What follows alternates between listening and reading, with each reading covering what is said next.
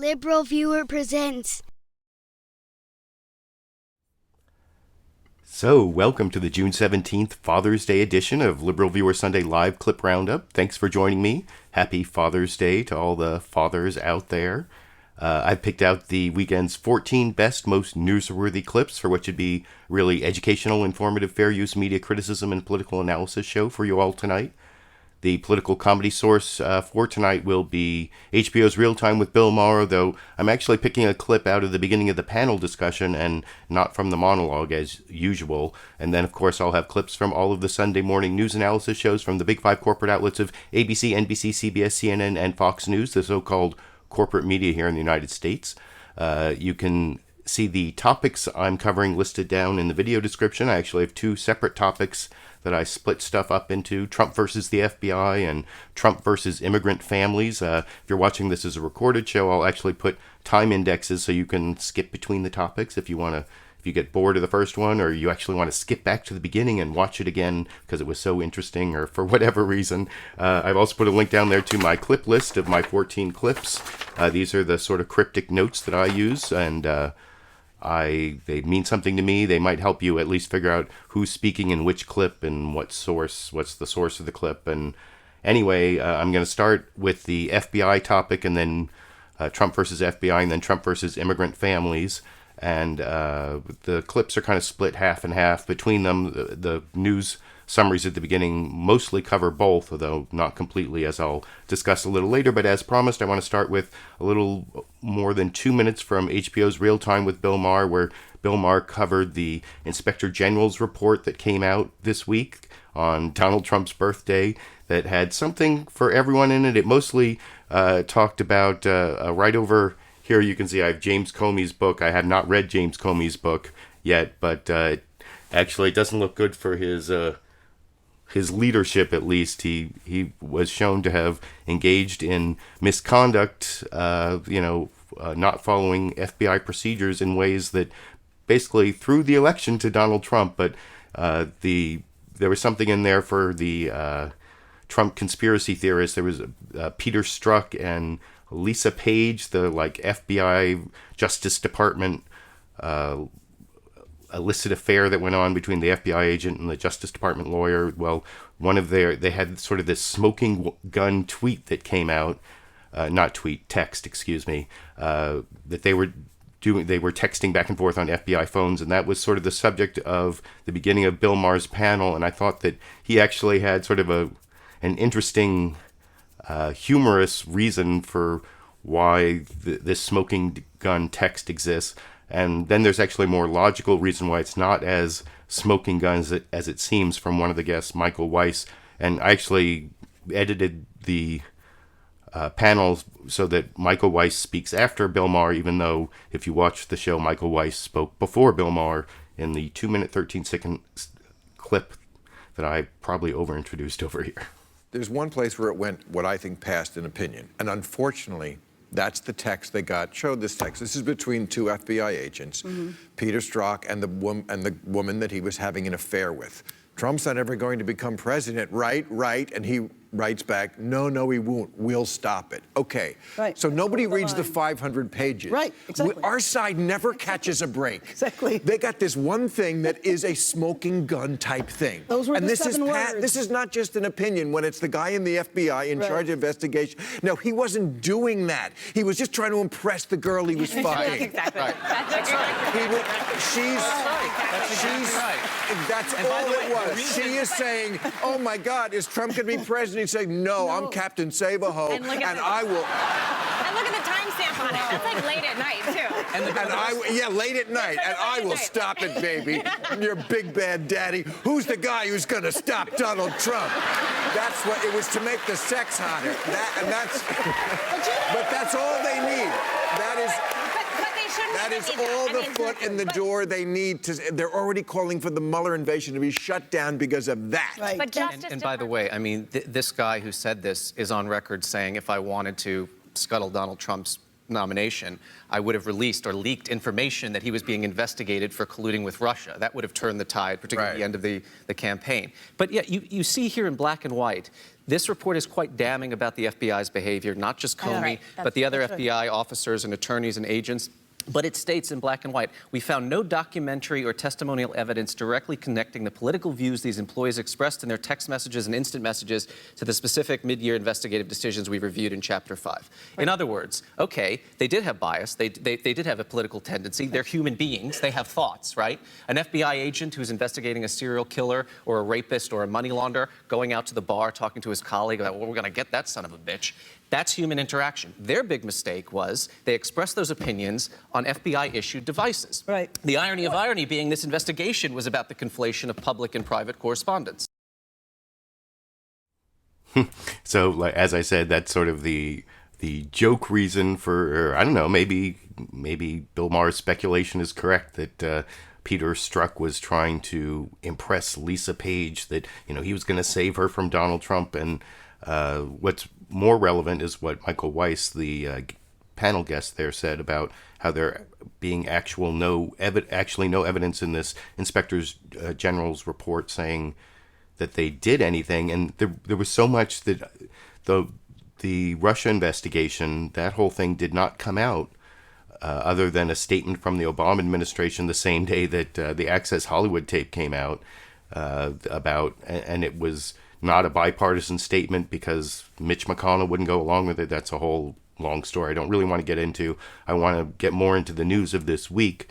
And I think those comments from HBO's Real Time with Bill Maher are actually relevant to most of these next several clips on the FBI topic, although, as I promised, these first three news summaries are actually about all the news stories. So it's the FBI story, the ripping away of children from their mothers and or fathers at the border, the new policy of the Trump administration that started on April 27th and has been responsible apparently for since from April to like the beginning of June, I think is the time period that they took away like 2,000 kids, and it's like 46 kids a day or something like that. It's pretty monstrous, and that wasn't even the only bad story for Trump this week. His campaign manager is in jail now, and it looks like his personal lawyer, Michael Cohen, might flip on him. And then there was this breaking story about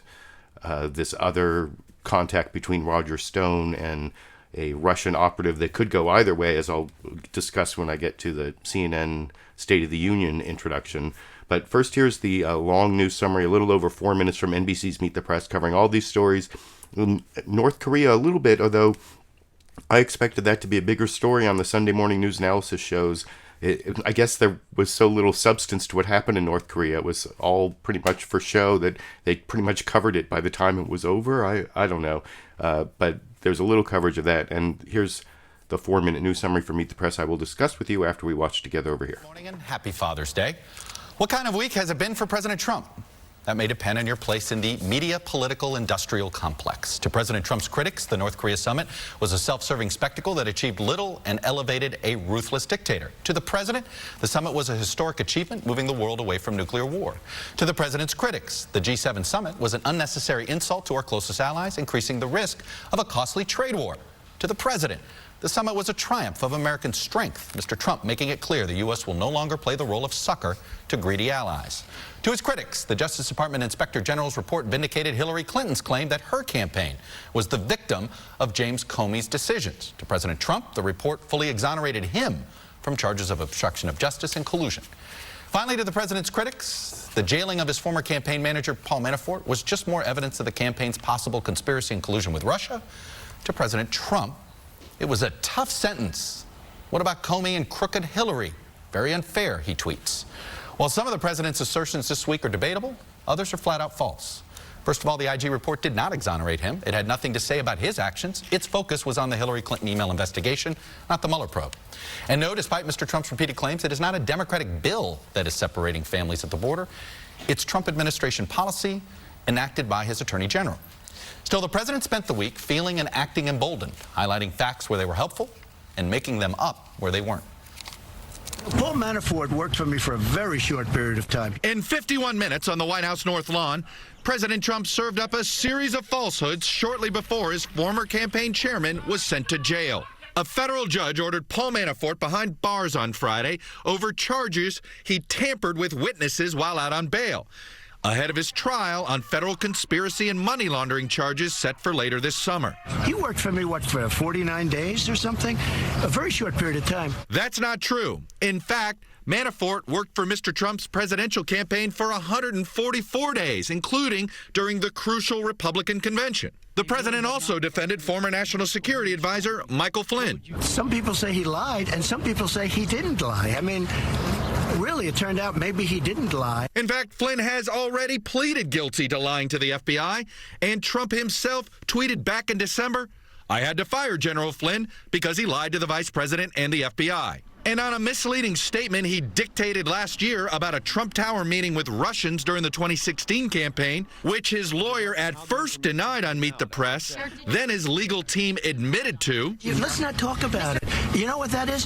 But can you it's tell irrelevant. It's a statement to the New York Times. That's not a statement to a high tribunal of judges. That's the president admitting he misled the New York Times. Emboldened after his meeting this week with North Korean dictator Kim Jong-un, Mr. Trump returned to the United States eager to go on offense against his political opponents and hinted there will be rewards down the road for his allies if they stay loyal. The president's attorney, Rudy Giuliani, told the New York Daily News on Friday that the Mueller investigation might get cleaned up with some presidential pardons before pulling back. He is not going to pardon anybody in this investigation, but he is not obviously going to give up his right to pardon if a miscarriage of justice is presented to him. Meanwhile, Mr. Trump is facing little pushback from his own party. It's becoming a cultish thing, isn't it? In fact, Republican leaders signaled this week that they may be done defending Mueller if the president acts against him. What I think about the Mueller investigation is they ought to wrap it up. It's gone on seemingly forever. I think the Mueller investigation has got to stop. Mr. Trump is relishing the lack of congressional and political guardrails, also making false statements about his administration's policy separating migrant children from their parents, which over a 6-week period separated nearly 2,000 children. I hate the children being taken away. The Democrats have to change their law. That's their law. That's your law. Why do you keep lying about it, sir? And joining me now is Kellyanne Conway, counselor to President Trump. Kellyanne, welcome back to Meet the Press. Thank you, Chad. And I will have 2 clips of Kellyanne Conway a little bit later. Actually, at the end of the show, my second to last and third to last clips are Kellyanne Conway and Steve Bannon, both like 7.5 minutes long, in an epic struggle, to try to explain the current policy of the Trump administration of ripping children away from their parents when they cross the border, even when they're trying to apply for asylum. And it's pretty nasty, as you saw, partly covered in that clip. And it's also partly covered in the much shorter news summary from ABC's This Week with George Stephanopoulos that was guest hosted by Jonathan Karl this week. And I think they at least pointed out some of the false statements from President Trump, not the big long list you saw there from Chuck Todd on Meet the Press, but this is also only 90 seconds long right at the beginning of ABC's This Week, which I will discuss with you after we watch together over here. Happy Father's Day, and thank you for joining us as we close out a momentous, historic, and most unusual week in American politics. The week began with the once unthinkable summit between Donald Trump and Kim Jong-un, followed by a marathon press conference in Singapore and the president's first network interview in over a year with our own George Stephanopoulos. While the substance of the agreement with North Korea can be debated, President Trump sure seemed in command, going face-to-face with perhaps America's most dangerous enemy. By the end of the week, the issue that threatened to consume Washington was closer to home on the southern border, where the administration has undertaken a zero-tolerance immigration policy, resulting in the separation of children from their parents. It's a policy that has received widespread criticism from Republicans in Congress, including Paul Ryan, and religious leaders on the left and right, including Trump supporter Franklin Graham, who called separating families disgraceful. On Friday, on 7 different occasions, the president said that a law passed by Democrats is to blame for separating families. But that's just not true. As Republican Senator Lindsey Graham said, the president could end this family separation with a simple phone call. So let's dig deeper into all of this with the president's former chief strategist, Steve Bannon, who, of course, played a critical role in crafting the policies we now see taking shape. And like I said, the second to last clip I'm going to show is about 7.5 minutes of Steve Bannon trying to justify the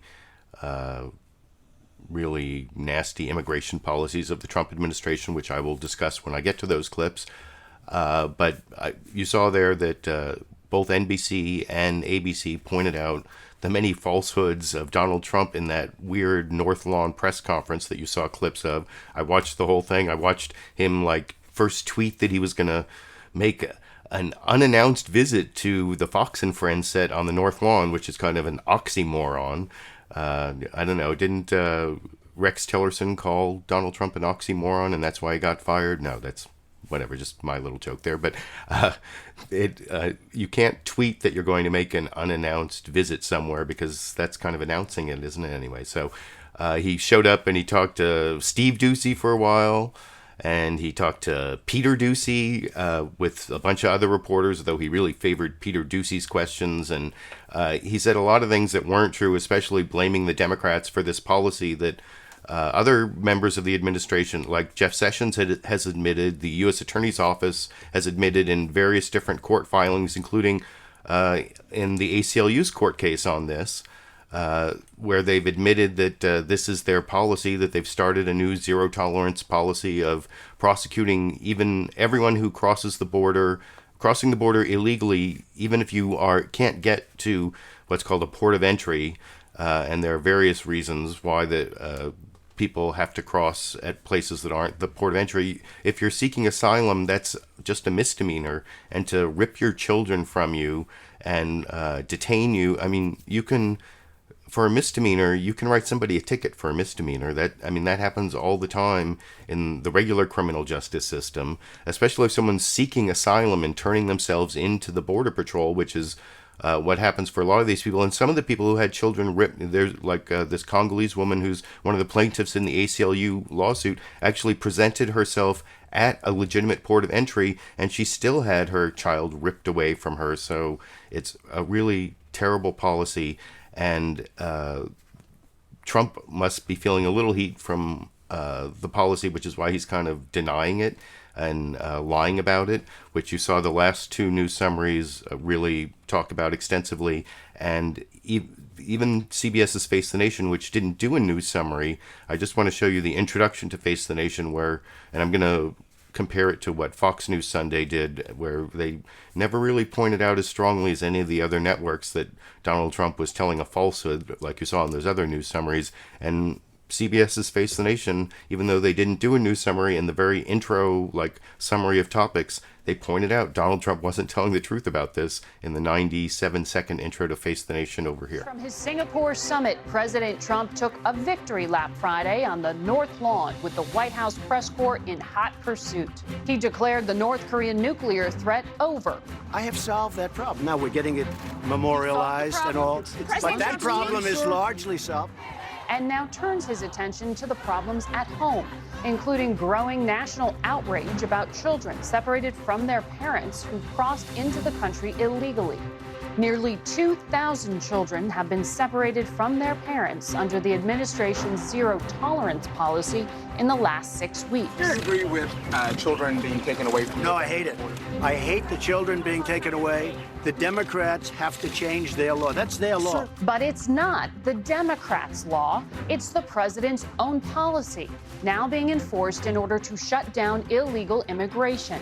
Even some top Republicans say it's wrong. We don't want kids to be separated from their parents. But will they stand up to the president and change it? We'll talk to a key moderate in the Senate, Maine Republican Susan Collins.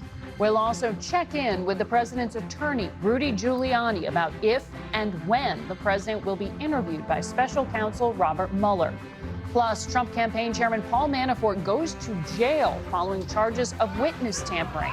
And a separate investigation into the FBI's handling of Hillary Clinton's emails is critical of former FBI Director James Comey. Finally, we'll take a look at the friendship between Republican whip Steve Scalise and Democrat Cedric. Oh, and they have their little, bipartisan human interest story at the end there. Though I noticed Steve Scalise, I didn't recognize the other member of Congress, but he kept interrupting the Democrat. But I didn't take any clips from that. But the point of showing that news summary was even in that 90-second intro topic summary, I think CBS's Face the Nation was at least honest enough to do what most of the news is doing with the barrage of falsehoods coming from the Trump administration, and from Donald Trump himself. I mean, whether he's lying or not, I saw some discussion on the panels and clips I didn't take as to whether it's lying. And, as a former criminal defense attorney, I don't want to accuse someone of lying unless you know that they are knowingly saying something that's false. So your theory is he's either really misinformed, he believes the weird echo chamber, the Fox News echo chamber. Even Fox News is sort of obliquely pointing out that he's not telling the truth. I'll show you in just a minute. But is Donald Trump lying? Well, that you have to get in Donald Trump's head. But is he telling falsehoods? Is he saying things that aren't true? That is something the media should point out. And you saw all those media sources do that. And CNN's State of the Union, their news summary was just based on this breaking news about Roger Stone possibly, I think, the State of the Union this week is learning about another meeting, which is Roger Stone met with this guy who may be a Russian agent, but may be an FBI informant trying to entrap him into, he's going to collude with Russia. That's what still is up in the air. And that was actually the whole topic of the introduction from CNN State of the Union, which I wanted to include in here because it also has it's also gives the best summary of the story, and it's about 2 minutes and 23 seconds long, and I think it actually may actually include an interview with Roger Stone in here. I guess we'll find out together when we watch the clip now. Hello, I'm Dick Tapper in Washington, where the State of our Union is learning about another meeting between a Russian national and a member of the Trump team. Trump associate Roger Stone now tells the Washington Post that in May 2016, he met with a Russian national who he says was offering dirt on Hillary Clinton in exchange for $2 million. Stone says he rejected the offer. The meeting was arranged by another member of the Trump campaign, Michael Caputo, who followed up with Stone in these text messages obtained by the Washington Post. Caputo asks Stone, "How crazy is the Russian?" Stone answers, "Wants big money for the info. Waste of time." "The Russian way," Caputo replies. "Anything at all interesting?" "No," says Stone. The revelation follows denials by Stone that he had ever met with any Russians during the campaign. I've never been to Russia. I didn't talk to anybody who was identifiably Russian during the 2-year run-up to this campaign. I'm not sure I did previously either. I very definitely can't think of anybody who might have been a Russian without my knowledge. No, I think it's a canard. Stone and Caputo now claim they had forgotten about the meeting, but their memories were refreshed after being shown the text messages. Caputo's lawyer has sent a letter to Congress to update the testimony Caputo gave to the House Intelligence Committee last summer, in which he did not reveal the meeting. But Stone and Caputo are this morning leveling accusations of their own. They say that the man that Stone met with was an FBI informant. The Russian national, Henry Greenberg, has also used the name Henry Okniansky, and on an immigration filing in 2015, as the Post reports, he claimed to have been an informant, though he told the Washington Post he was not acting on behalf of the FBI when he met with Stone, and that he stopped working with the FBI in 2013. The FBI did not comment to the Post. This latest twist comes as President Trump's former campaign chairman, Paul Manafort, is currently behind bars, and Trump's longtime fixer, Michael Cohen, is reportedly telling friends he expects to be arrested soon.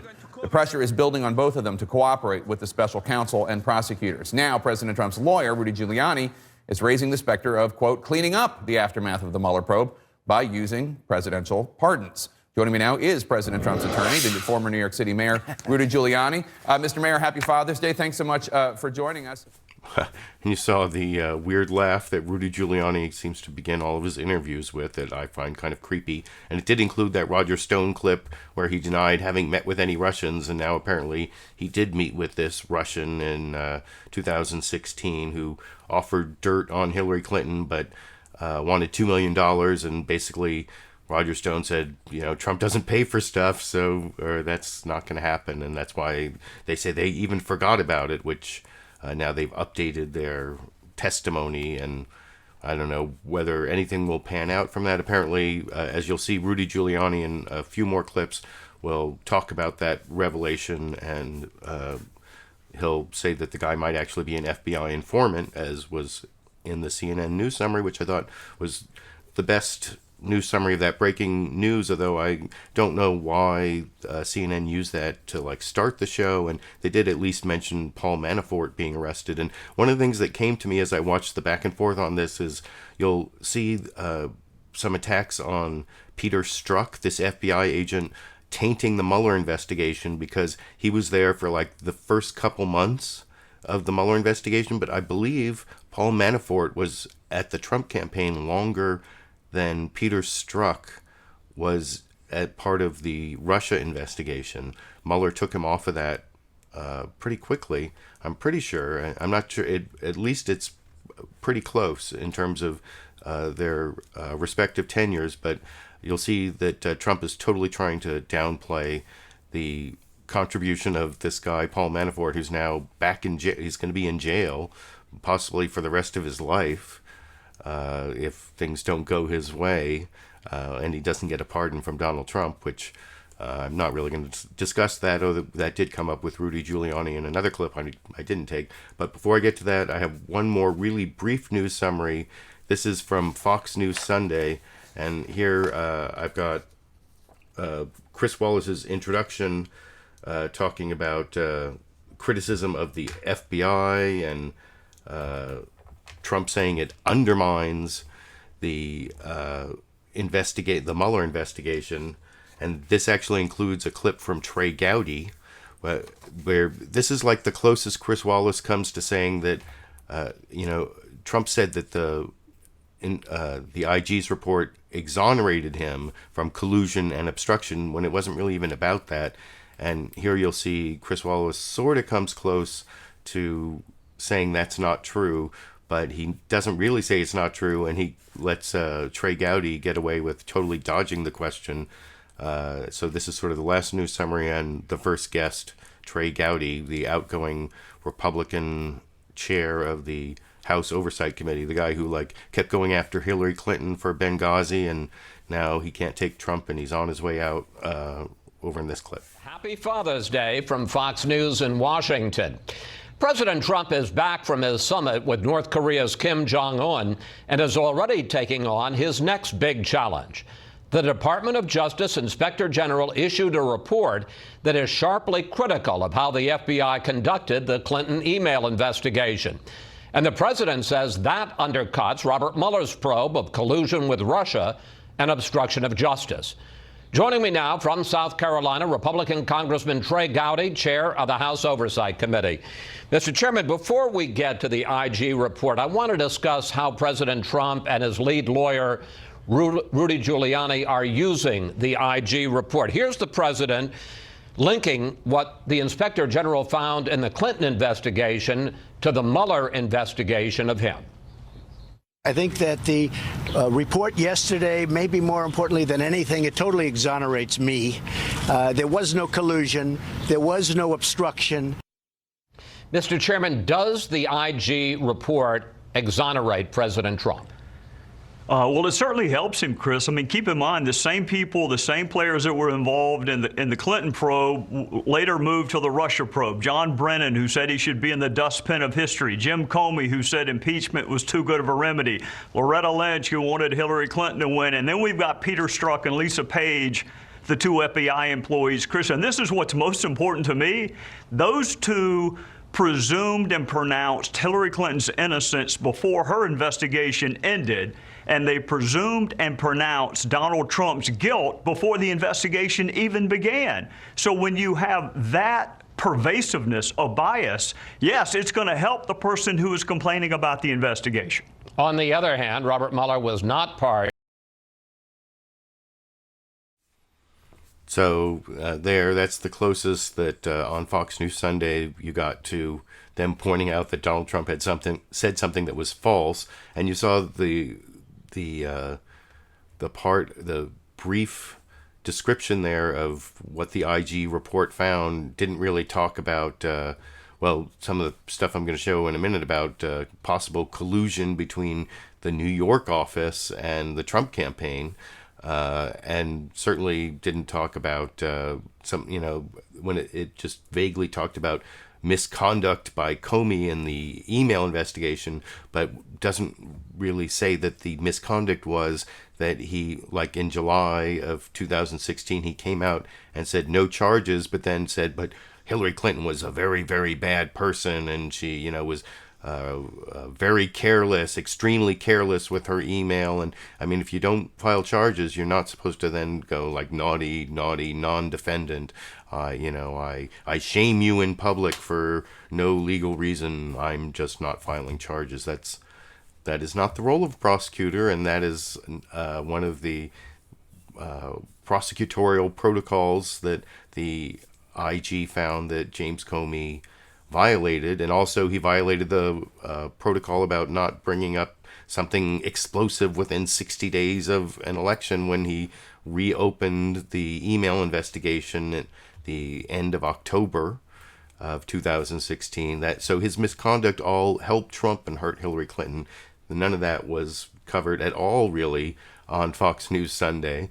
You heard that was the most confrontational that interview with Trey Gowdy was, and Trey Gowdy was like the fair arbiter, because he's sometimes he said things that were critical of Trump, even though he's a Republican, so he's the fair arbiter. They had a Democratic senator on later, didn't ask him anything about this, although did ask him about the separating families at the border policy, and I'll show you the very brief oblique reference from Fox News Sunday that Donald Trump is lying about the Democrats being to blame, but that'll be in the next topic, which I only have a few more clips before I get to. The first one of which is Chuck Todd, as I promised earlier, talking to Kellyanne Conway. This is not the 7.5-minute clip, the epic clip trying to justify the anti-family, anti-immigrant policy at the border, anti-child policy. No, this is her trying to answer questions about, why is Trump attacking the FBI? What does he mean when he says the real FBI supports him? And this is a much shorter clip. It's under 2 minutes of Kellyanne Conway, so that's basically as succinct as she gets on Meet the Press this morning over here. President Trump on Friday said, the real FBI, those guys love me. What does that mean? Who's the real FBI? The rank and file. It's so disturbing to anyone, Chuck, when you read this IG report and you see some of the comments that were being made in text messages. On September 9th, the same day that Hillary Clinton would go on to refer to President Trump's supporters as irredeemable and deplorable, the same day an FBI agent, according to the IG report, referred to Trump's supporters in Ohio as, quote, retarded. Are we comfortable with that? Who is that person? Does that person still work at the FBI? Are they still getting government resources? Do they have his top secret security Are you comfortable clearance? with the fact that the New York FBI office was leaking stuff to Devin Nunes in September of 2016 as well? I mean, against Hillary Clinton? I'm very uncomfortable. I mean, what is going on? If I understand you guys want to make an issue of that. That New York FBI office looks like it was leaking like a sieve. Well, I'm very uncomfortable that apparently in exchange for some leaks that FBI officials were taking gifts from journalists, and you should be very concerned too, I'm sure you are, that people are being offered meals and tickets to games and things of real value. What were they getting in exchange? A new friend? Or someone who would be a source for them. It's very disconcerting. There are many disconcerting things in this report, and I know people are running around cherry-picking taking it according to their own political point of view. What I would recommend, Chuck, is that everybody take the time to really digest 568 pages. That because I agree although with. people say that, oh, the actions weren't biased, the people certainly were biased at the tippy top. Jim Comey got a hero's welcome for some silly book about leadership, morality, and loyalty. And you've got Rod Rosenstein's memo on May 9th, 2017, and you have this IG report essentially coming to the same conclusion, which is he was insubordinate and outside the chain of command. And if the president had never uttered the word Russia, everybody would have, to Lester Holt, then he would be on higher ground there. Kellyanne Conway, I have to end it there. Thank you, Chuck. Thanks for coming on. Happy Father's Day. So that's the end of the interview, and did I mention before that's the first time Kellyanne Conway's been back on Meet the Press since she made the infamous alternative facts comment on Meet the Press back in January 2017. So that's quite a while, and that interview ended a lot more civilly. I'm going to show a clip about, like I said, the 7.5 epic clip about the anti-child policy at the border, or whatever you want to call it, the separating family policy. But I thought that Chuck Todd was pretty even-handed there, and even more so when I show the Adam Schiff clip after next. He asked both about Peter Strzok and then about that weird topic I mentioned earlier of the New York office of the FBI colluding with Trump. You know, Rudy Giuliani, some say, might actually be indicted because of that, because he was whether he was somehow involved in the leaking of information, because he had buddies in the New York FBI office, and he seemed to know about the Anthony Weiner laptop reopening the email investigation before it came out in public. That is not the topic of this next clip, but it is Rudy Giuliani talking to Jake Tapper. You'll see, I think I may even include that weird laugh, but I think it starts right after that weird laugh at the introduction. And here you'll see Jake Tapper asking Rudy Giuliani about this Roger Stone revelation, the breaking news that Roger Stone met with this Russian operative who might have been an FBI informant, which is what Rudy Giuliani says. You know, at first sounds like he's trying to discount, and then actually says no, he's not discounting that, but it basically tries to destroy the credibility and downplay the importance of the whole story in the 3-minute clip talking to Jake Tapper this morning on State of the Union, CNN, which I will discuss with you after we watch the penultimate clip in the FBI topic before we get to the immigration topic. Over here. Joining us. Same to you. Let's start with that breaking news from the Post. The former Trump associate Roger Stone met with a Russian national to try to learn damaging information about Hillary Clinton in 2016. Was President Trump aware of this meeting? I doubt it. I certainly didn't know about it. It's news to me. I just read it here in the Washington Post. It seems to me, however, whatever the differing recollections about this, it sort of gets resolved with the fact that Stone did nothing about it, came to the conclusion, according to the Post, that it was a waste of time. He and Greenberg came to the conclusion that it was a waste of time. So I can't imagine anything got back to the then presidential candidate that was of any substance if he had concluded it was a waste of time. I guess the weird thing about all of this is we keep learning about these meetings that members of the Trump team had with Russian nationals that the Trump team had either not disclosed or lied about before, whether it's the Trump Tower meeting with Donald Trump Jr., Paul Manafort, and Jared Kushner, or George Papadopoulos meeting with that London professor with ties to the Kremlin. Now we hear about this. It all makes people in the public, I think, wonder why all the lies about this or the misrepresentations if nothing bad or untoward ever happened. The earlier meeting, I don't particularly want to go back to because I think that then kind of explained and over-explained. However, this one, I can see why Stone might not have focused on it because the guy had nothing to offer. The guy was doing everything he could to disguise who he was. You read off a couple of names that he had. Most extraordinary thing is on some document he described himself as an informant. Every informant I ever had tried to keep that secret. I mean, you don't like say, "Oh, I'm an informant. I can come to the United States." So it sounds like a very strange guy. Was he an FBI informant or not? Well, we know from the probe by the Inspector General that the FBI at the highest levels here were doing very, very unorthodox things, if not out and out illegal and unethical. So would they be using a guy like this? I doubt it because you don't just say you're an informant. So you don't buy the idea that this was necessarily a sting the way that Stone and Caputo are suggesting? How do I know? I mean, I would not discount it. The report gives you all sorts of interesting leads to other possible unorthodox investigations, and I think I'm being kind by saying unorthodox. But no, I can't say that it's connected to that. But I believe that the Mueller investigation should be investigated, not because necessarily of Mueller, but because of its genesis in this very, very now completely almost illegal and unethical probe, this Russian probe, that began with Peter Strzok's in charge, and he didn't leave it until July of last year. So you're calling for a special counsel to investigate the special counsel? Not so unorthodox. I mean, it's happened.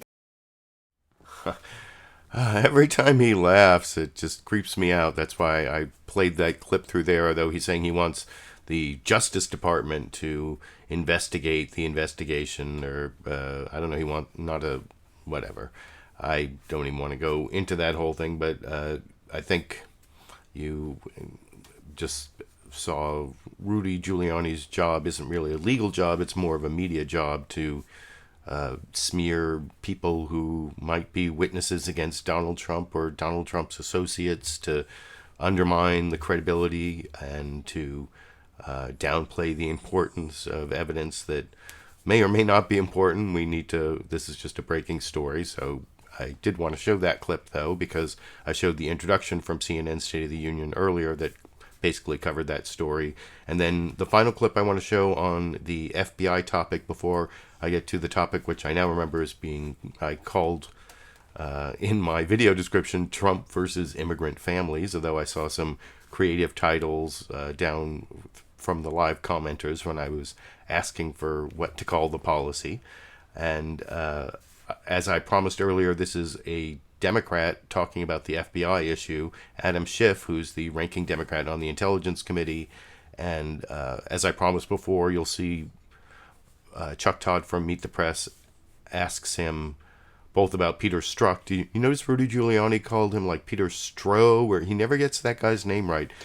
He does have a weird Z in his name, but you'll see Chuck Todd asks the Democrat, Adam Schiff, both about the smoking gun text from Peter Strzok, as well as this weird New York collusion story, which, that the New York office of the FBI colluded with the Trump campaign, which is a story that helps the Democrats. So he's like, confrontational question, but then helpful question. I don't know, is that even-handed? You can let me know what you think after we watch that 2-minute, 25-second clip, the final FBI topic clip over here. We sort of ended there with Kellyanne Conway. The report did include that text message exchange between two romantically involved FBI employees, Peter Strzok and Lisa Page.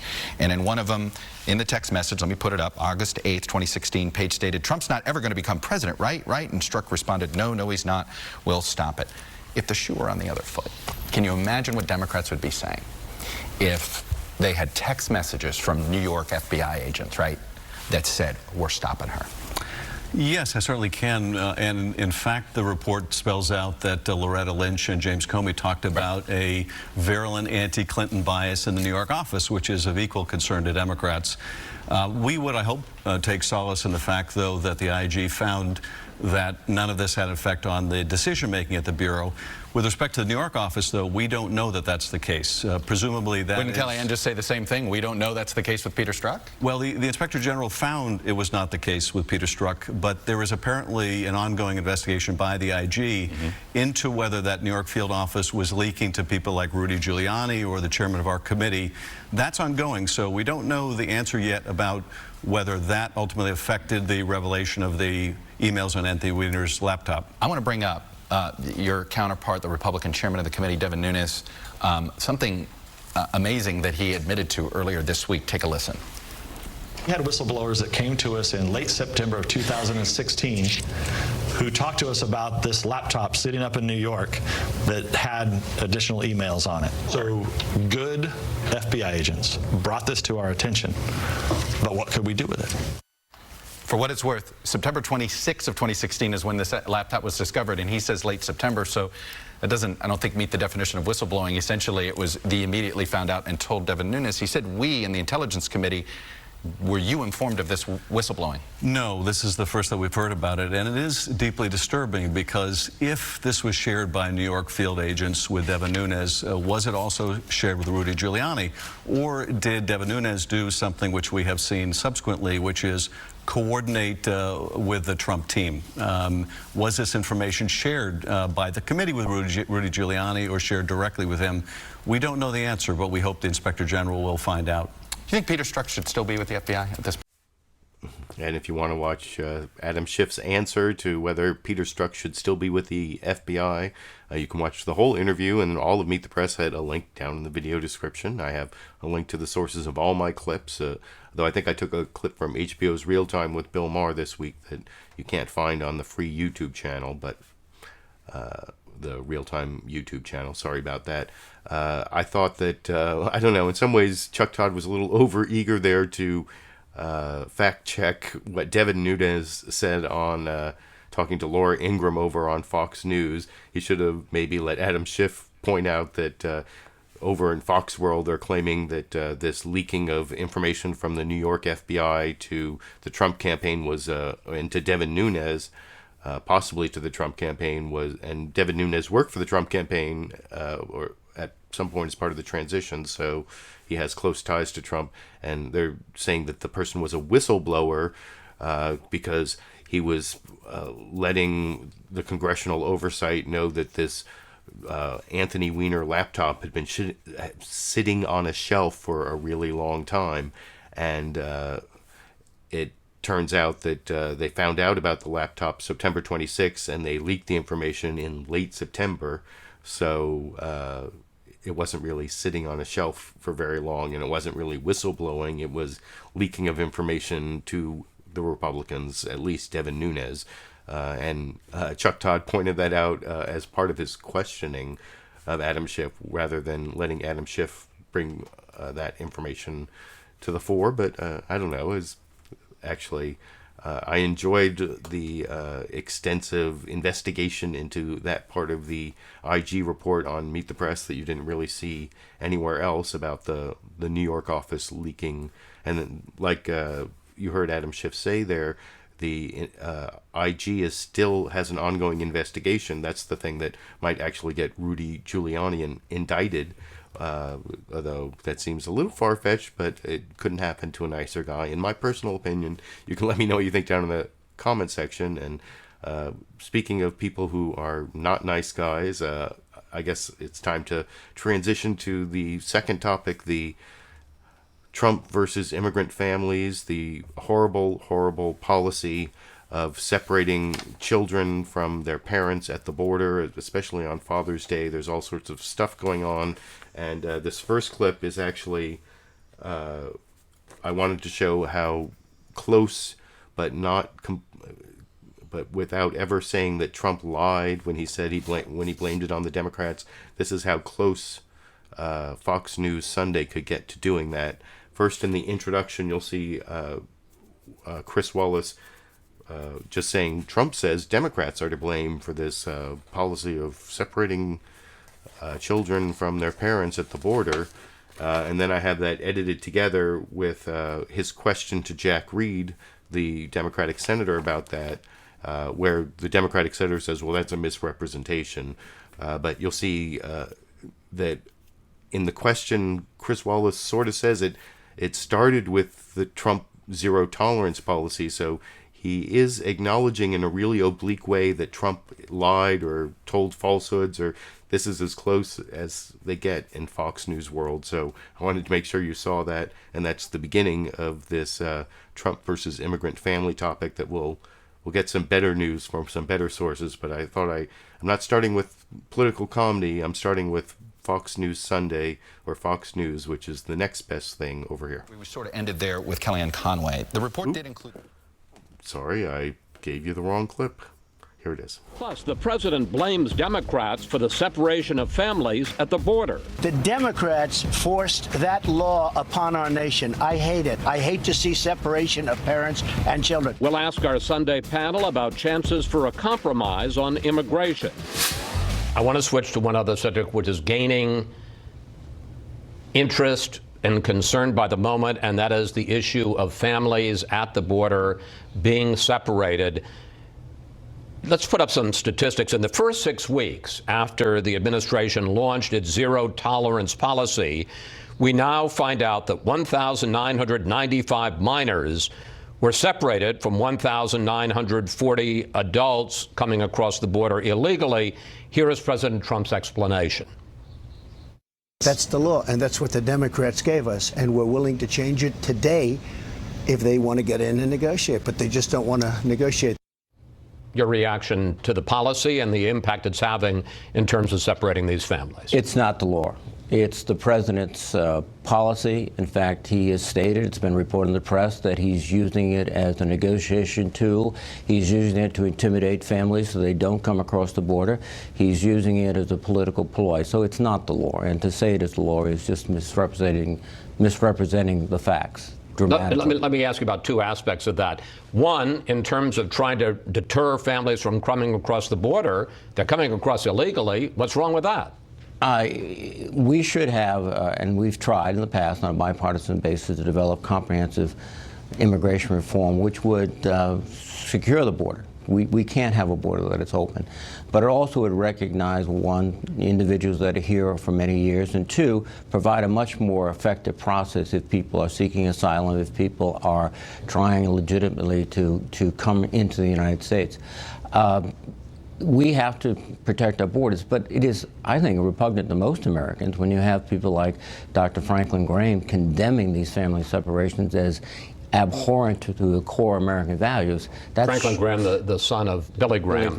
Let me ask you about the other aspect of it, because it has been suggested, some people in the White House are saying this is a negotiating ploy, and the argument is that the president has suspended the DACA program, although the courts had stopped that, and he has imposed this policy to try to bring Democrats like yourself to the table to create a kind of grand bargain. Yes, he'll stop this policy, he'll provide some protection for the Dreamers, but in return, you, the Democrats, will give him the border wall and limits on legal immigration, things like the visa lottery and chain migration.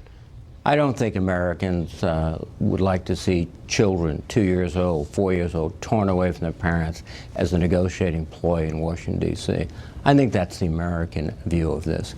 There are other ways to negotiate between Republicans and Democrats. Using children, young children, as political foils is abhorrent. But are you saying that you will not agree to a deal that has this as an element in it? I am just saying that this is repugnant to most Americans. And when you have leaders of the community leaders like Dr. Graham speaking out, that sends a strong, strong signal. There are ways we can negotiate. We had a few months ago, we thought, a deal with the president with respect to some enhancement of border security, including stretches of the wall. In return, the DACA, the Dreamers, would be allowed to stay. At the last moment, that blew up. That was a fair, comprehensive, bargain negotiation, and he just sort of walked away from it. But to use children in this way, to me, is something that, frankly, that's not what we're about in this country. Senator Reid, thank you. And so you saw there the very oblique reference that I explained before I showed the clip from Fox News Sunday that Donald Trump wasn't telling the truth when he blamed the Democrats, and they even showed the statistics of the almost 2,000 kids who've been taken away from their parents since the beginning of the zero-tolerance policy.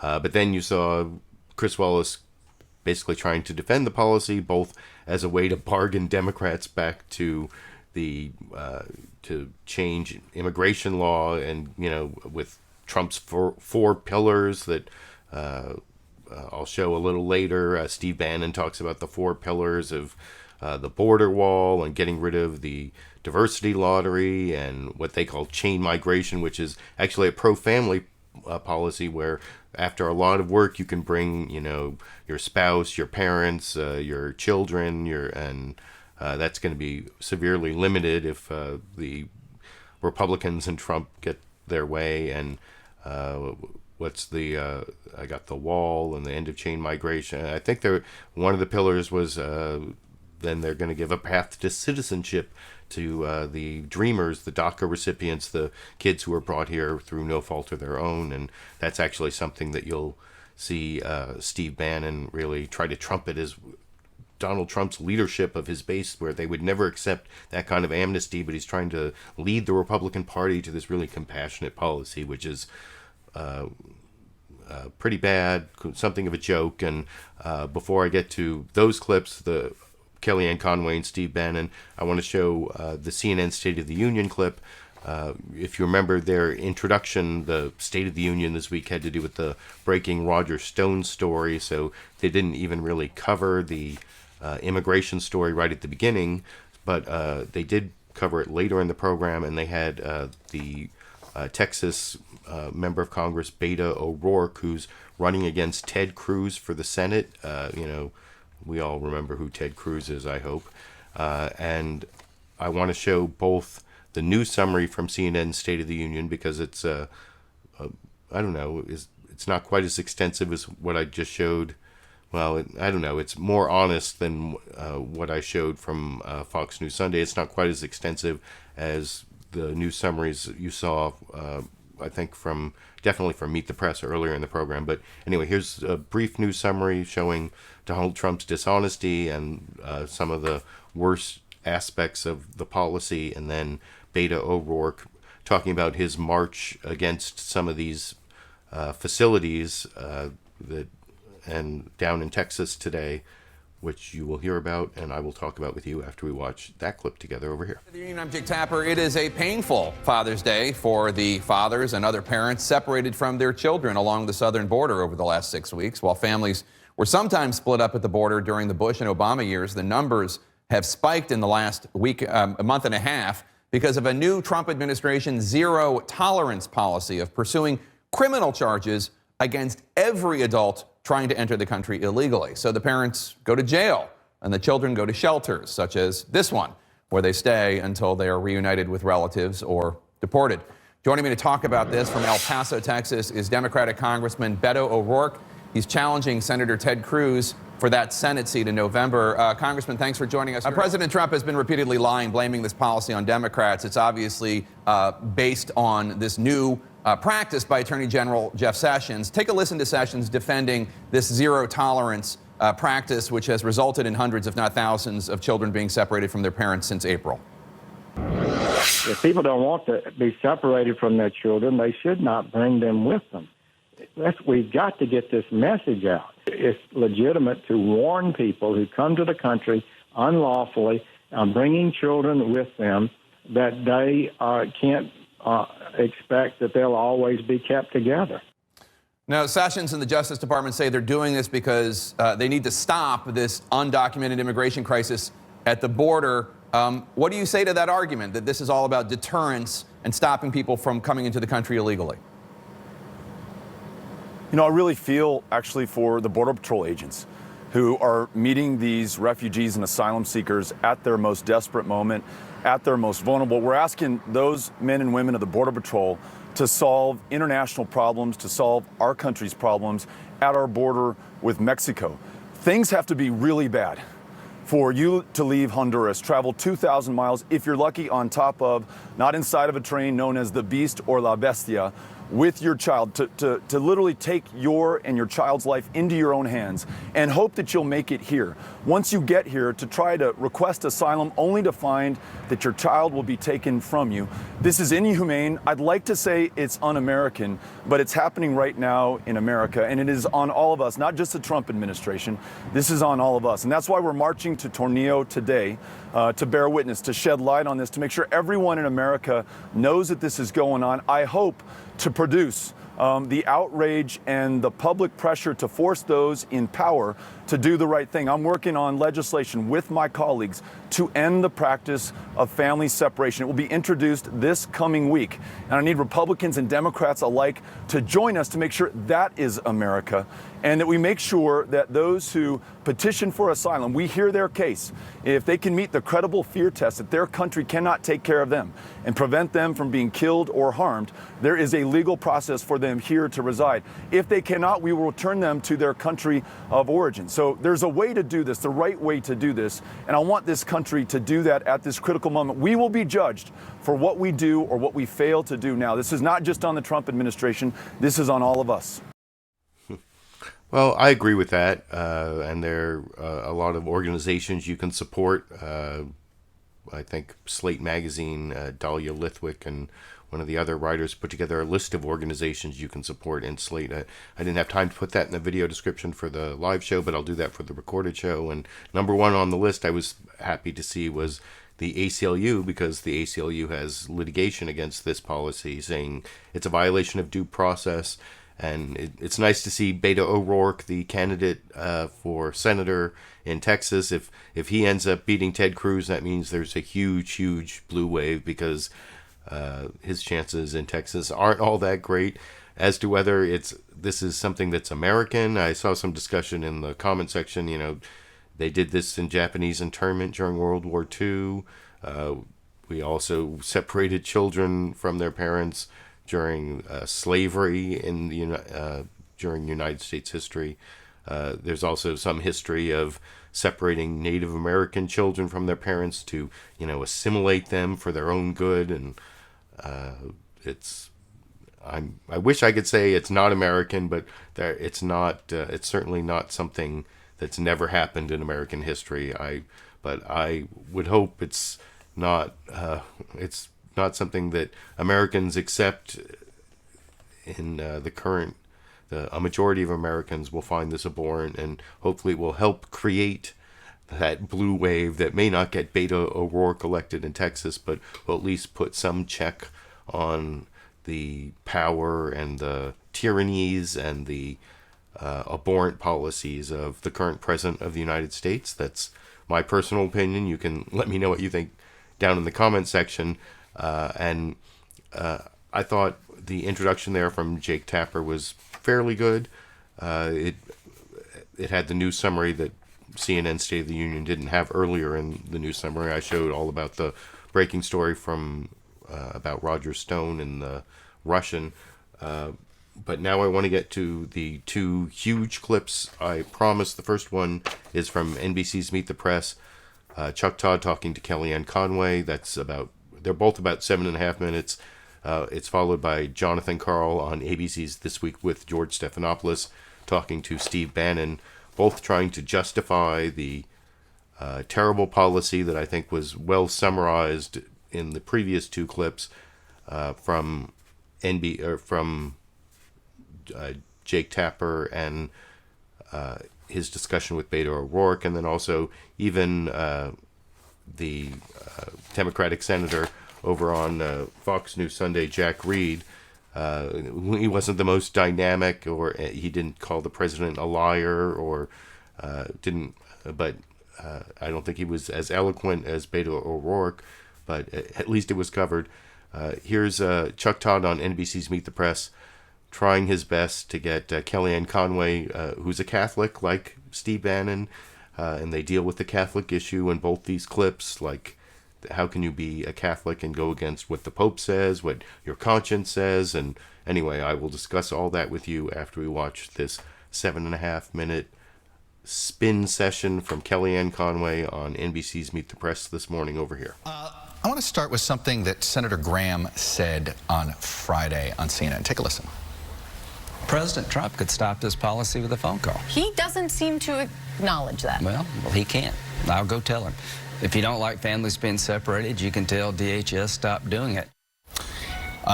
Is the president ready to make that phone call to the Attorney General, to DHS, to stop this policy?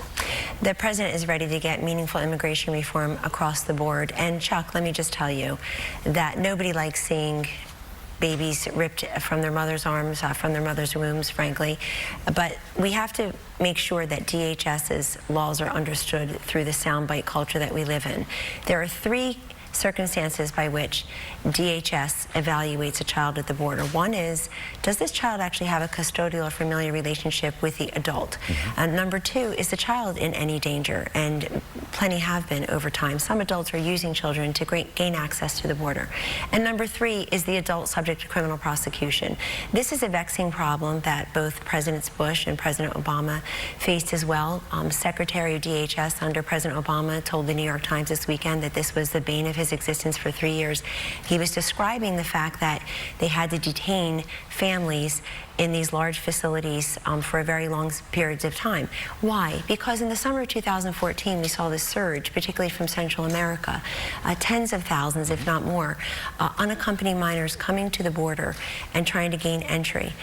Chuck, I've got a teenage daughter, you have a teenage daughter. Can we say with a straight face today that we know what happened to all those teenage girls? Very left-leaning journalists at the time from Politico, from HuffPo, Jorge Ramos did a segment about the fact that these girls faced almost certain rape, trying to make that journey northward. Many of them were getting vaccinated, or I guess they were getting shots for birth control because it was almost certain. This is a perilous journey for many of these children, and if people really cared about them, we would figure out a way to get the funding to expand the centers and to close the loopholes. These loopholes are allowing open border policies. I think what the president is saying is if the Democrats are serious, they'll come together again and try to close these loopholes and get real immigration reform. So it sounds like, and this is going to sound harsh, but it sounds like you're holding these kids hostage to get the Democrats to the table to pass some law. You just laid out a very compassionate case for why. I understand. You just laid out with a lot of compassion and a lot of empathy in there.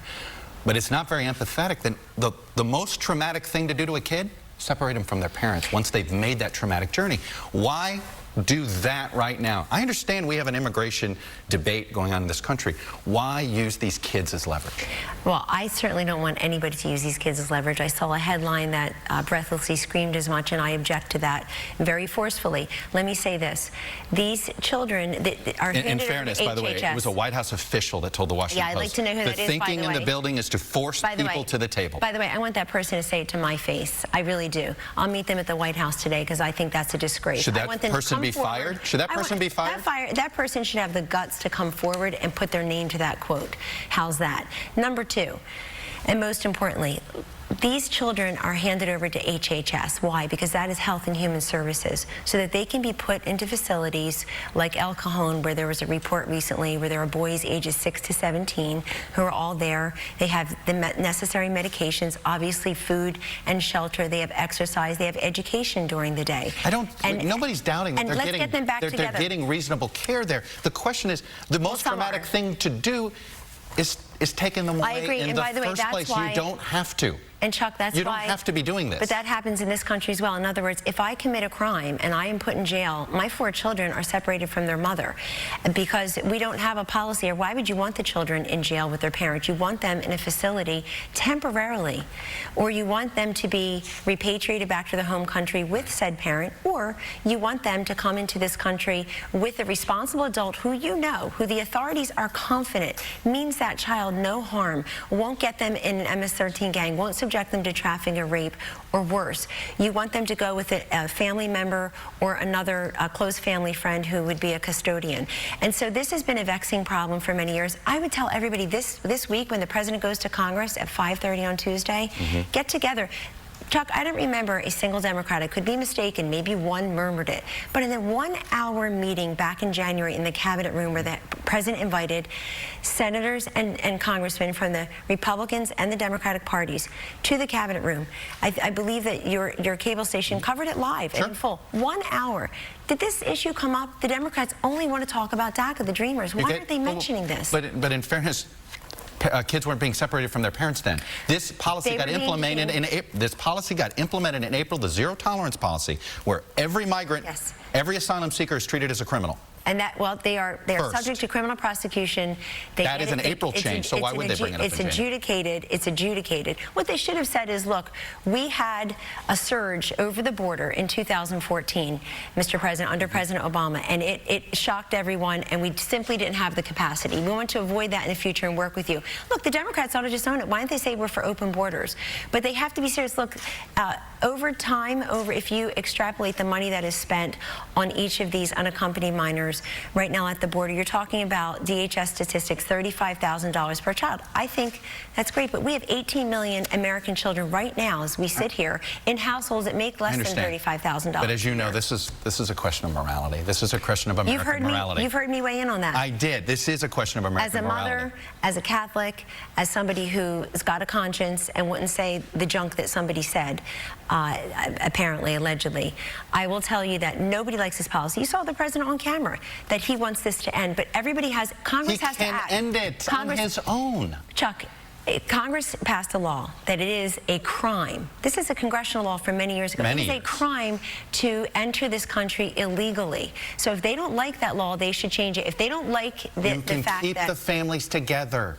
Why can't you find a way to still Do you potentially... want the child in jail? You keep the families together. Why don't you create a family detention center? Well, we had those under President Obama, but the Democrats are holding up the funding to expand those. The president had a 70-point immigration plan. This was included in it, Chuck, that expanding, really doubling the detention center capacity, hiring more ICE agents. We don't have the capacity. Those brave men and women at the border who are trying to do their jobs as best they can. This is an issue. And if the Democrats are serious, and if a lot of Republicans are serious, they'll come together this year. They won't just talk about this week the Dreamers or just the wall or just catch and release. It's all of the above. And there are ways to repatriate these families back to their home countries expeditiously. But I want to make very clear, because thank you for saying nobody is arguing the kids aren't getting care. A lot of folks are pretending these kids aren't getting care. You have colleagues in your network who are analogizing this to concentration camps and the Nazis. What a disrespect, what an outrageous disrespect to the 6 million people who perished at that time. All right, I want to go back. I want to move on. So that was pretty epic, as promised, I think. And I think Chuck Todd did a pretty good job of trying to get Kellyanne Conway back to the subject and away from the red herrings and the other logical fallacies that Kellyanne Conway loves to employ. And you know, at the end there, she was talking about, she actually thanked Chuck Todd for saying the conditions are good, and that El Cajon facility, apparently, I saw some MSNBC reporting earlier this week that the conditions are fairly good, but that doesn't really take into account how they're running out of room, and they're talking about these tent cities, which is where Beto O'Rourke was marching, and there were several other things in the Kellyanne Conway 7.5 minutes I showed. I like the way she talked about ripping children away from their parents or from their wombs. That a little nod to the pro-life people who, if you're pro-life, you got to be against what Trump is doing with the 2,000 kids in the last 6 weeks. That how can you be like pro-life and pro-child and be supporting that policy unless you're like a white supremacist? I don't know. But I'll get to Steve Bannon in a minute. I also wanted to mention Kellyanne Conway. She really talked about the danger to the children, but that was really just sort of another red herring to distract from the damage being done to children when they don't have to. I mentioned earlier that if these people are applying for asylum and they're turning themselves into border agents, if you want to charge them with the misdemeanor of illegally crossing the border, you can write them a ticket. They want to go through the asylum process. They don't want to lose their children and taking away or you can have expanded family detention, as Chuck Todd was pointing out in that last clip. And then you saw how Kellyanne Conway brought up the Obama administration, the Bush administration, and she denied very strongly what Fox News Sunday didn't even try to deny, that this White House official who was quoted in, was it Washington Post or New York Times story, that the Trump administration has actually decided, and Stephen Miller, I think, and John Kelly, the chief of staff, all want to use this terrible anti-child, anti-family policy as leverage to get the Democrats back to the bargaining table to get the big sweeping immigration reform that immigration reform that is actually a way to curtail the immigration of brown people into the United States, as the alt-right and Steve Bannon really want to accomplish. And that is my segue into the next clip, which is Steve Bannon for another 7.5 minutes. I actually cut out the whole reference to the Holocaust and whether what's happening is Holocaust related to get this down to 7.5 minutes. It's actually slightly under 7.5 minutes. This is from ABC's This Week with George Stephanopoulos, guest hosted by Jonathan Karl, talking about several subjects and 2 different segments with Steve Bannon. This is the 7.5 minutes without the Holocaust references, talking about Trump's immigration policy. And you'll see that Steve Bannon tries to say that he's working for the Black and Hispanic working class, so that what he's doing, it's not racist. It's not white supremacy. You can tell me whether you think it is or not after we watch that 7.5 minutes of Steve Bannon talking to Jonathan Karl on ABC's This Week this morning over here. So you've heard the criticism, left, right, a lot of Republicans, Speaker of the House Paul Ryan. How do you justify this policy? It's zero tolerance. I don't think you have to justify it. We have a crisis on the southern border. Look, the elites in the city, and this ties into Korea, ties into everything that took place this week.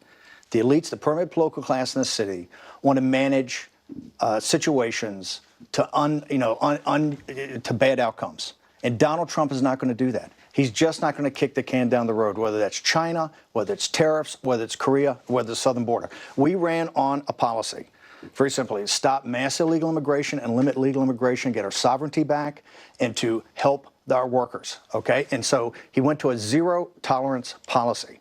Zero tolerance, it's a crime to come across illegally, and children get separated. I mean, I hate to say it, that's the law, and he's enforcing the law. But Steve, take a look at this image. We have this image of a young child, 2 years old, facing the possibility of being separated from her parents. There were nearly 2,000 Jonathan, you have the human traffickers. This is a huge business now coming up from Central America. You're just going to exacerbate the problem. The president has said, give me a border wall for security. Okay, give me border wall security. We won't have this problem. He has a zero tolerance situation. He's drawn a line in the sand, and I don't think he's going to back off from it. And by the way, I don't see the mainstream media, and I don't see the liberal left embracing the angel moms, those people that were permanently separated from their children because of illegal aliens that came over here and committed crimes and killed people. You're very selective about how you No. Steve, this is a U.S. policy. We are taking and separating these young children from their parents at the border. What about the morality of it? The morality is the law. They're criminals when they come across, okay, illegally, and that's why they're getting separated. By the way, if they're calling asylum, they're still going to the detention centers, although the detention centers are now full. That's the Obama policy right from 2014. So the children are criminals? The children that they are not, but the law, because of the consent decree, means that children cannot stay with parents that are being charged with a crime. This is the law. Donald Trump is put in a terrible situation. Why is he put in a terrible situation? He's put in a terrible situation because the permanent political class in this city has not wanted to address this. Donald Trump has gone against his base more than any president to show a profile and courage to say, hey, look, we got to try to work this out. The base does not support these policies that really Donald Trump's trying to push through with Paul Ryan. Donald Trump is leading his base to that. He's shown more leadership than Bush. He's shown more leadership in Obama. And now that he's had a zero-tolerance policy, he's being ganged up on by the mainstream media. So what about the religious leaders? What about you have the evangelicals, people like Franklin Graham calling it disgraceful, Cardinal Dolan called it unjust, unbiblical, un-American, and then you had the Pope. By the way, go ahead. Let's look where the Pope tweeted this. Children must be able to play, study, and grow in a peaceful environment. Woe to anyone who stifles their joyful impulse to hope. The Pope, by the way, the Pope more than anybody else has driven the migrant crisis in Europe. That's why you have a new government in Italy.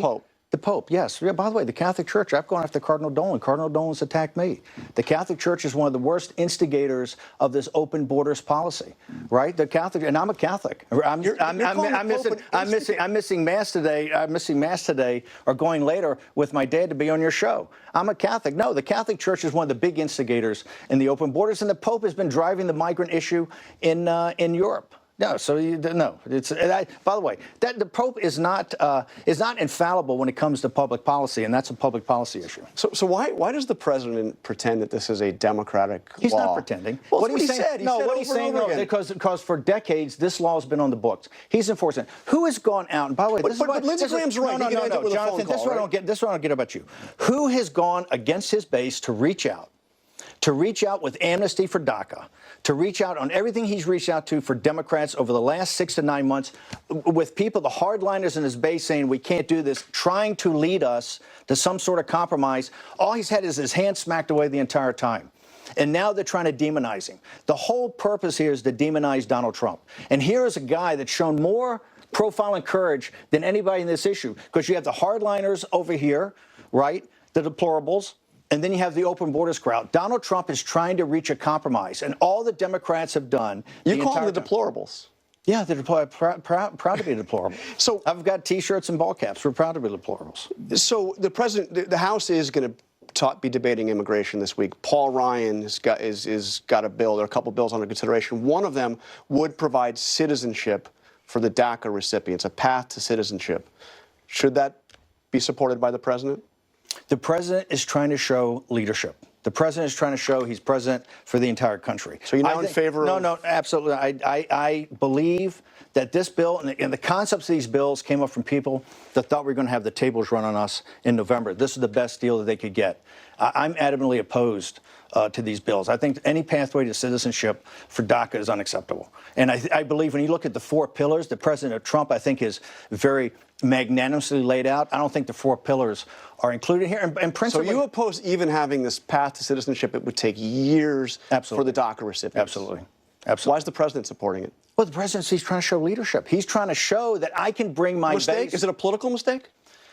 I think that what we should do, and Lou Dobbs said it the other night. Lou Dobbs, told the president on national TV, if you go down this path, he believes we'll lose 50 seats in the House in November because you will not generate the base. I believe that this is... Let's say that again. So you think they lose 50 seats in the House? They lose control of the House if they support this bill? Lou Dobbs said, and I believe, if you support this bill, I think this is the way that deplorables don't come out. I think this is the way potentially lose 50 seats. Otherwise, I think we run the tables. This is why I'm saying, at the time that people in the White House thought about this, they thought there was going to be a blue wave, right? And this is the best they could do at the time.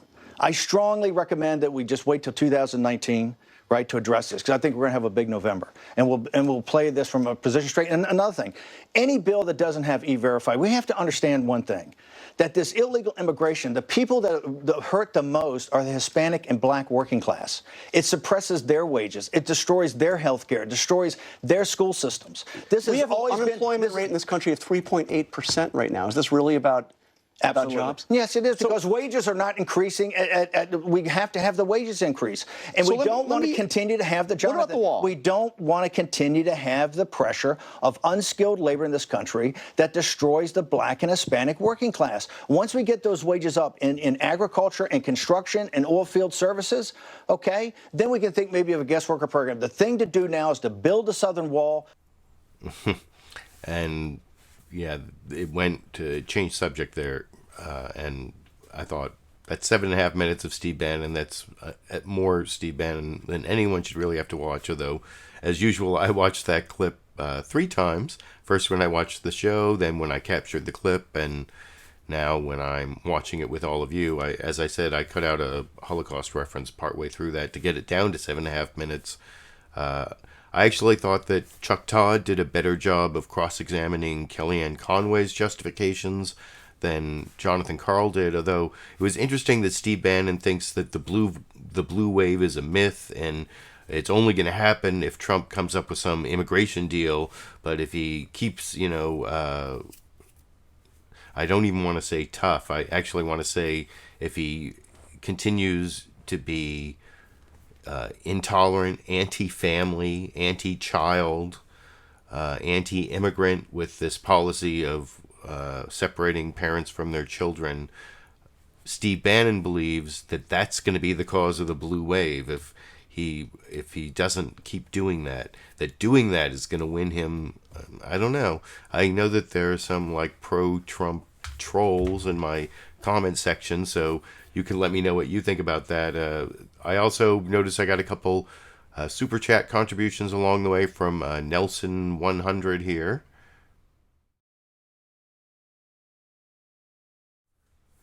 £10. I really appreciate all the support I get, especially because the YouTube ad revenue continues to be not what it used to be, I guess. And there are various ways to support me listed down in the video description. You can get this U.S. Constitution with a Know Your Rights section from the ACLU if at the $10 level. And there's this hashtag LiberalViewer sticker made of weatherproof vinyl for the $5 level on Patreon, or if you give me a direct contribution on the PayPal link down there and give me your address. I noticed someone gave me $5 last week on PayPal but didn't give me their address, so I can't send them the sticker without the address. You have to provide the address when you give the contribution there. So that was not the last clip. As sort of a palate cleanser and sort of a different religious view of what's going on. Those last two were very Catholic. Catholicism came up in both of those different cross-examinations, and you can let me know if you're Catholic whether you think Kellyanne Conway and Steve Bannon are being good Catholics by justifying this anti-immigrant family policy in defiance of the just secular teachings of the Pope, not where the Pope is infallible, where he is fallible. The fallible teachings of the Pope, the current Pope of the Catholic Church. I actually want to show the Jewish Democrat who was over on on NBC's Meet the Press. Chuck Todd also asked about this immigration bill and compromising, whether Adam Schiff would support any of these compromises. And Adam Schiff, I think I mentioned on some of my shows that I was raised in Reformed Judaism, although I'm agnostic at this point in my life. But Adam Schiff makes a direct reference to things I remember from the Passover Seder about building mortar out of making mortar out of tears. And if you've been to any Passover Seders, as I did many times in my youth, you will know that there's a strong strain of the Bible that says you should remember that you were strangers in Egypt, and so you're judged by how you treat the stranger, the foreigner, the immigrant. And that actually was a whole different topic that came up this week that I'm not covering beyond what you saw in the Catholicism in the last two clips. And there's an oblique reference, I believe, from Adam Schiff to the Passover Seder and making mortar out of tears in the final news clip before my bonus Sandy and Dash dog and cat together clip. That's 15 seconds at the end, but here's NBC's Meet the Press, Chuck Todd talking to Adam Schiff. I don't know, I guess they're both Jewish over in this clip. There's going to potentially be this compromise piece of immigration legislation, Paul Ryan, that would include some opportunities for citizenship, more protections for DACA folks. Look, not clear would even have the support on some on the right because they call it amnesty. Is that a bill you could support, this moderate compromise that's coming up, especially if it guaranteed that children weren't going to be separated from asylum seekers? It's a moving target right now. What I've seen, I think, is problematic. But look, what the administration is doing is they're using the grief, the tears, the pain of these kids as mortar to build their wall. And it's an effort to extort a bill to their liking in the Congress. It's, I think, deeply unethical. And by the president making these provable falsehoods about what's required, the party adopting that has become, the GOP has become the party of lies. And it's such, I think, a sad degeneration You're painting of the that party. entire Republican Party with this? I'm saying that Republican members of Congress who will not call out the president for demonstrable falsehoods on a daily basis and often trumpet them, Mark Sanford become did. the party of lies. He's going to be on here later. Mark Sanford did, and he lost. Well, this is the problem, because the GOP in Congress has become craven enough that they will do anything to maintain the majority, even be complicit with a president who ignores and tears down the rule of law, who repeats falsehood after falsehood. They cannot maintain their integrity as a party if they follow this president. All right. Do you have a better solution on how to deal with this migrant crisis from Central America? This is now a 4-year crisis. Yeah. Well, you know, first of all, I think we end this immoral policy of separating kids from their parents. And then I think, you know, we have to work with these countries to figure out what we can do to stem the violence back home, what we can do to humanely deal with people who are fleeing because they have no option but to flee. We need to be working with our southern neighbor, Mexico, to deal with this crisis. None of this can be resolved by angry tweets or by using these families as leverage. Look, you're absolutely right. It's going to be very difficult to get a comprehensive immigration bill in an election year and any year. So let's not tear these families apart in the meantime. This shouldn't be part of the immigration bill. You know, Separated. it shouldn't be. It's just plain wrong and immoral. Adam Schiff, I have to leave it there. Ranking Democrat on the House Intelligence Committee. Democrat from California, I should mention that to your constituents out there. Thank you for coming. Thanks, Jack. When we come back, it's... So there you have it, the final clip. I hope you appreciate the clips I spent all Sunday picking out for you from the 5 corporate media outlets here in the United States and the 2 topics I arranged them all into. I am about to show the bonus Dash and Sandy clip. I saw someone in the comment section asking if for a one-time contribution you can get a copy of this Constitution. Yes, $10 either through, if you give a $10 contribution through the PayPal link or 1 month through the Patreon patron link, and then you can cancel after 1 month. So either of those ways, a one-time contribution gets you both this Constitution and this sticker. At the $5 level, just the sticker. And I will send them basically anywhere in the world. I can send them for basically half the cost of your contribution, I think. Well, I pretty much worked it out. So that is the answer to that question. And before I finish, I saw I got another super chat contribution from GWolf333. Thank you for that. And for the Sandy and Dash fans out there, here is both. I'm trying to get both Sandy and Dash because I want to expand my audience to both the dog people and the cat people. I want to expand the appeal of my show. So here it is, 15 seconds. This is from earlier when it was actually lighter out. Sandy is actually lying down right there. She was already fed, so she's not whining the whole time. And here is, you get some actual brief FaceTime with both Sandy and Dash in this clip.